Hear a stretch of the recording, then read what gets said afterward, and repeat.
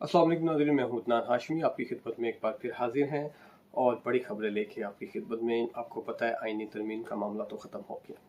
खैर, जहां तक पहुंचना था अब तक तो वहां पहुंच गया। अभी ये सिर्फ यहाँ तक बात नहीं है, आगे बड़े मामला है और उसके हवाले से हम आपको खबर भी अपडेट देते रहेंगे। खैर एनीवे, अभी तो जो क्या कहते हैं, सदर पाकिस्तान ने जो एप्लीकेशन, अभी की जो ताज़ा तरीन खबर है, एप्लीकेशन भिजवा दी है, ठीक है चीफ सुप्रीम कोर्ट में हल्फनामा के हवाले से। लेकिन अभी जो जो हमारे पास जो सबसे बड़ी खबर आई है ना, जो जराए से खबर है, ठीक है, ये जराए की खबर है, मेरी खबर नहीं है। मतलब मैं उसको सपोर्ट नहीं कर रहा इस खबर को। जो खबर आई है कि वो खबर ये आई है कि जिस चीफ जस्टिस का नाम हुकूमत ने अपनी तरफ से नामजद किया था, ठीक है, हमने आपको पिछले व्लॉग में सब कुछ बता दिया था कि इसकी डिटेल किस तरह होती है, कितने मेंबर्स होने चाहिए और कितने नहीं, और उसकी जो गिनती हुई, वो जो इजलास हुआ, इजलास में जो फैसला हुआ, तो पीटीआई के 3 वोट जो डलने थे ना, उन्होंने बाइकआउट कर दिया। खैर, ये तो अच्छी बात थी। जो पीटीआई का, मैं समझता हूँ कि पीटीआई ने अपना वो किरदार अदा किया जो इनको पहले करना चाहिए था। पहले तो खैर नाम नहीं देने चाहिए थे, अपने नाम दिए तो उसमें शामिल कर लिया अपनी क्या कहते हैं कमेटी में। अब जो कमेटी की जब इजलास हुआ तो उसमें फिर बाइकआउट कर दिया। चलो वो भी ठीक है, नाम नहीं दिया, नाम दे दिया, फिर बाइकआउट कर लिया, चलो ठीक है। ऐसे बंदा फिर वो कहते हैं ना, वो मामूल भी तो बनाना होता है ना लोगों को। खैर एनीवे तो वो हो गया, ठीक है।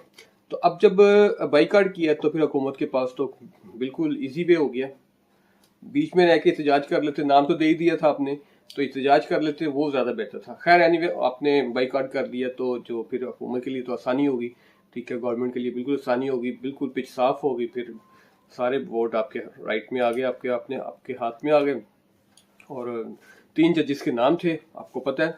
तो अब उनमें से एक जज का नाम फाइनल हो गया। खैर, शहरियार अफरीदी साहब जो हमारे चीफ जस्टिस आने वाले, अभी जो हुकूमत की तरफ से ये नाम सामने आया और उनको दरख्वास्त भी दे दी गई है सुप्रीम कोर्ट में उनके हल्फनामे के हवाले से। वो आज होता है या कल होता है, कल का वैसे ज़्यादा चांसेस हैं, ठीक है, तो आज का इतने चांसेस नहीं, लेकिन कोई कुछ कह नहीं सकते, रात 11-10 बजे भी हो सकता है, पाकिस्तान में कुछ भी हो जाता है रात को। खैर एनीवे, तो अब जब अगर हम इन चीज़ों को देखते हैं ना, तो फिर हमें पता चलता है कि अच्छा, अब उन जजों में क्या मसला था, ये बात सोचने वाली है कि उनमें से क्यों नहीं। असल में आपको पता ही होगा कि हुकूमत और बाकी जो है, जो हुकूमत के जो साथ भी पार्टी हैं, जितनी भी इत्यादि, उन सब की ख्वाहिश यही थी कि इसी जज को आना चाहिए, इन्हीं जज को आना चाहिए, ठीक है। अब जो मंसूर अली शाह साहब हैं, ठीक है, अब वो हाई कोर्ट के जज रह चुके हैं। आपको शायद नहीं पता, लेकिन उनका माजी तो वैसे इतने वो खैर ऐसे जज नहीं है, ठीक है, मैं उनको जानता हूँ, बड़े अच्छे जज हैं, काफ़ी मुलाकातें होती रही है लाहौर हाई कोर्ट में। बट वो एक फैसला उन्होंने माजी में क्या कहते हैं, जब 2018 और 2018 की बात है शायद, आई थिंक, जो मरीम नवाज पे एक जिम्मेदारी लगाई गई थी उनकी हुकूमत में, जब मियां नवाज शरीफ की हुकूमत थी, तब इन्होंने थोड़ा सा फैसला उनके खिलाफ थी। एक तो वो पॉइंट। सेकंड, अब जो सीटों का मामला हुआ है, रिजर्व सीटों का, ठीक है, ये एक पॉइंट था। अब 2 रीजन थी, बाकी कोई इतना इशू नहीं था। मतलब ये जज लग भी जाते तो कोई इतना इशू नहीं था। हाँ, पीटीआई ने इस जज के नाम को बहुत ज्यादा हाइप दे दी थी, बहुत ज्यादा, मतलब सोशल मीडिया में हेडलाइंस में आ गया था कि पीटीआई इस जज को सपोर्ट कर रही है। वो सिर्फ उस रीजन की वजह से, जो पीछे वो रिजर्व सीटों का जो मसला था, उस रीजन की वजह से, अदरवाइज और कोई इशू नहीं था। और जो दूसरे जज साहब हैं हमारे, ठीक है, उनके साथ नून लीग समझती है कि हमारा उनके साथ होना ही नहीं है, क्योंकि वो बिल्कुल वो समझते हैं कि ये हमारे खिलाफ है। ये नून लीग की राय, मेरी नहीं। और इस सिलसिले में फिर वो, अब ये जज साहब जो शहरियार अफरीदी साहब हैं, ठीक है, तो इनका मतलब फाइनल हुआ। खैर, तो अब देखते हैं आने वाले दिनों में क्या होता है। और जो सबसे अहम चीज़ है जो मैं आपको बताना चाह रहा हूँ, कि जो बड़ी खबर है आपके लिए, कि अभी एप्लीकेशन गई है, लेकिन जो हमारे जज साहब है, जो आने वाले जज साहब हैं, ठीक है, अभी उन्होंने फाइनल नहीं किया। मतलब जराए ये बता रहे हैं कि वो शायद इस ऑफर को ठुकरा दें, माजरत कर लें सीधे लफ्जों में। लेकिन मेरी अपनी जजमेंट जो उनसी है, मैं ये समझता हूँ कि नहीं, अगर उन्होंने माजरत करनी होती तो पहले कर लेते, ठीक है, इतना कुछ ना होता, क्योंकि उनको पता है कि जो कुछ भी हुआ है वो सिर्फ मेरे लिए हुआ है, ठीक है। इस बात का तो उनको मतलब अंदाजा है कि मुल्क में जो आईनी तरमीम जो हुई है, जो सब कुछ हुआ, सिर्फ वो मुझे लेके हुआ है कि मुझे सीट पे आना चाहिए था। अगर वो उनमें कोई प्रॉब्लम होती, उनकी कोई ऐसी इशू होता, तो वो पहले से ही कह देते। लेकिन जो अभी खबरें आ रही हैं जराए से, ठीक है, बड़े बड़े तजिया कार, खासतौर पर क्या कहते हैं मंसूर अली साहब, जो उनसे है उनके हवाले से एक दो और तजियाकारों के हवाले से कि उन्होंने कहा जी ये स्विच कर देंगे।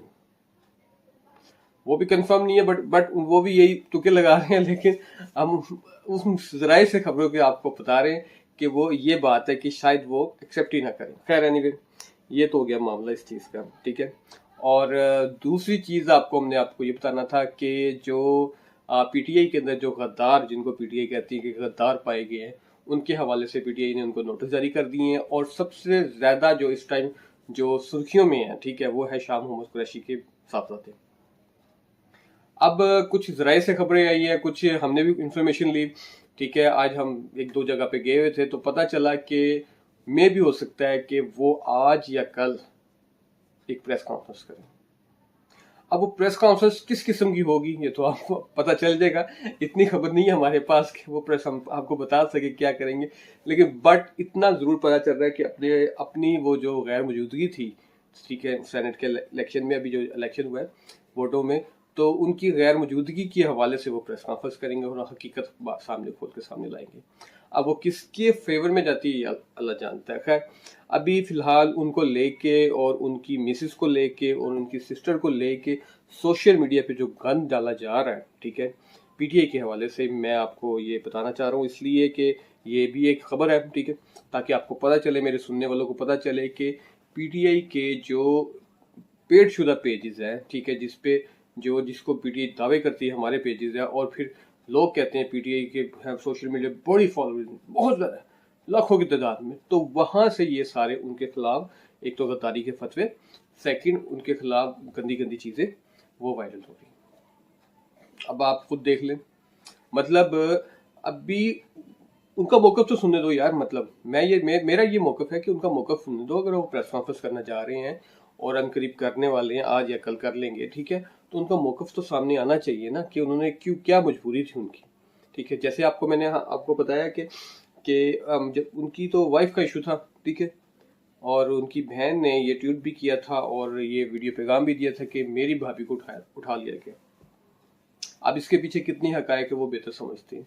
हमने आपको लास्ट टाइम भी कहा था कि ऐसा जरूर हुआ है अगर, और वो किसके घर के सामने से उठाया गया था, मोहसिन नकवी साहब के घर से सामने से उठाया था, क्योंकि उनकी रैश आपस करीब करीब है। तो जब इतना करीब हो तो फिर उसकी फुटेज तो होनी चाहिए थी ना।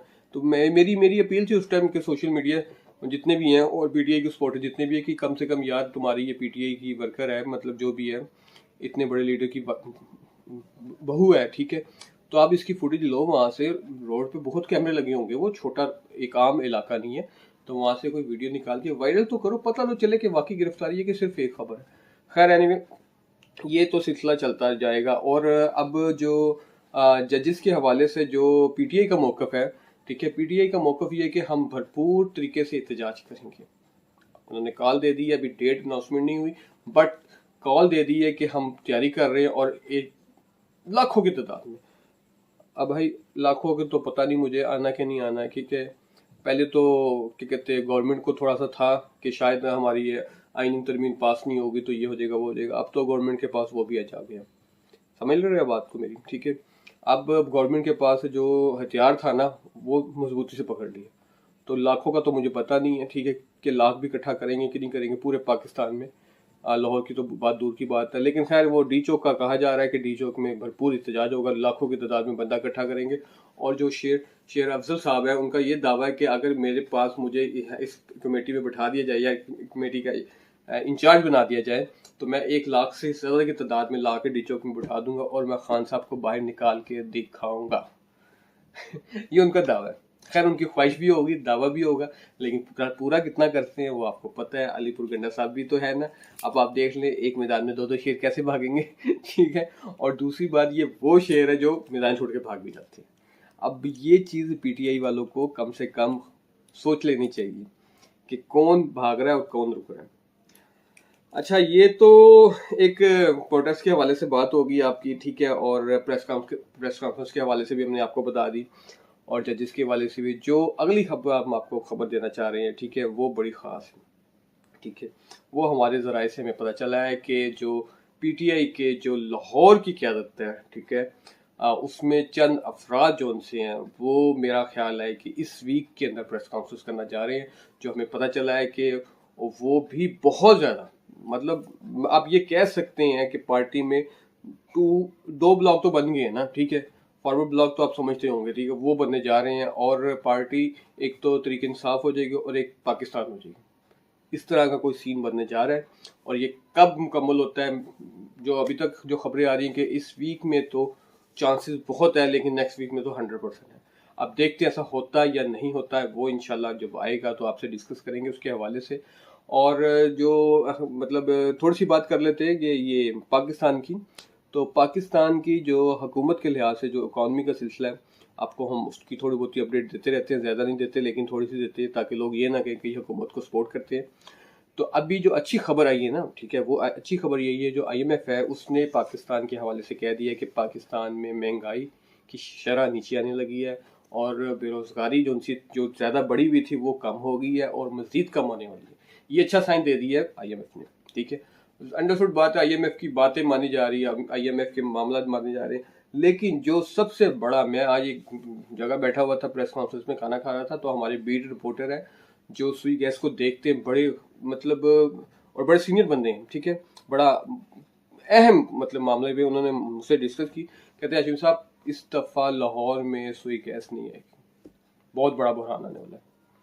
अब देखिए क्या होता है, हुकूमत किस तरफ देख रही है, किस तरफ क्या करती है, हुकूमत वाकई इस पे एक्शन लेती है या नहीं लेती, ये अल्लाह जाने क्या है। लेकिन अभी जो हुकूमत का दावा है, कल प्रेस कॉन्फ्रेंस भी हुई है, ठीक है, उसमें बुखारी साहबा की, उन्होंने भी दावा किया कि पंजाब में सारे सूबों की निस्बत इस टाइम महंगाई काफ़ी कंट्रोल है और नीचे आ गई है रेट।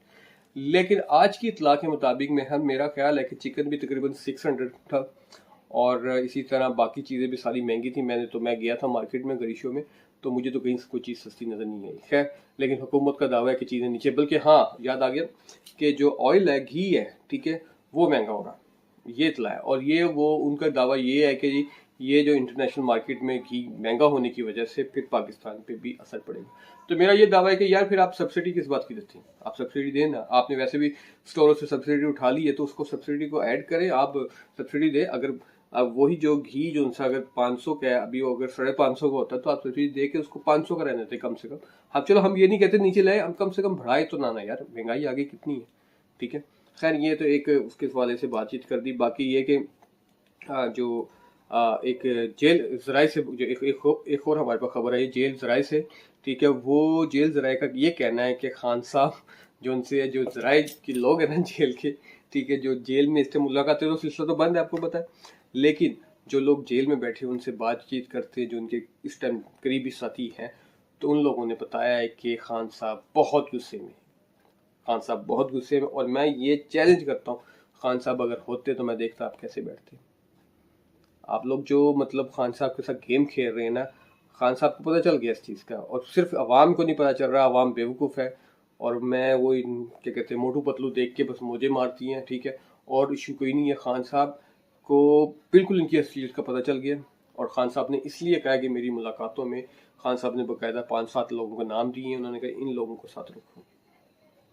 तो ये तो खान साहब की हमने आपको खबर दे दी है, ठीक है।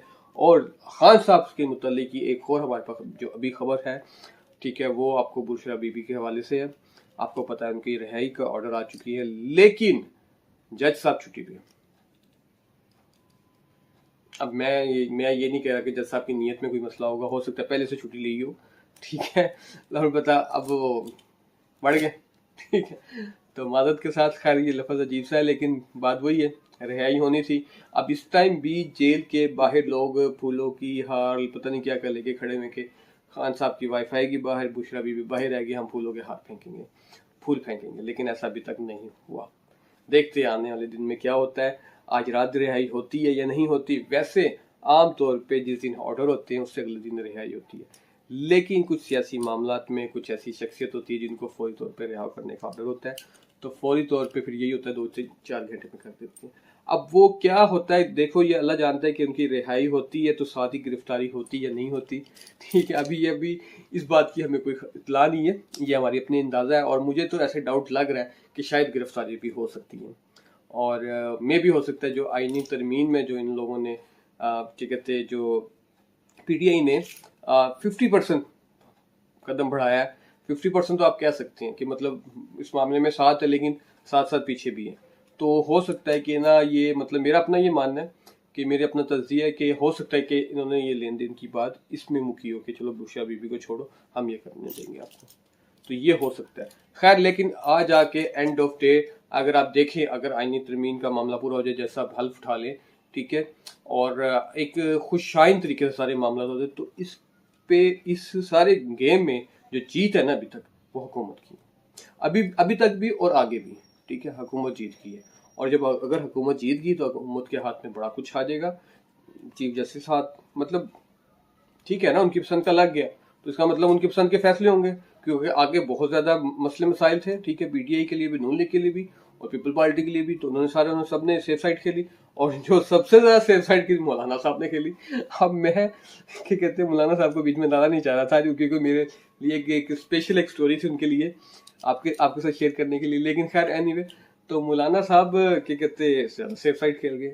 लेकिन मैं आपको एक चीज बताऊं, मैंने वाकई, आप सब दुनिया, सारी दुनिया इस टाइम जरदारी साहब को सियासतदान मानती है, मैं कहता हूँ मौलाना साहब से बढ़कर सियासतदान कोई, इसके साथ साथ नवाज शरीफ साहब भी, ठीक है।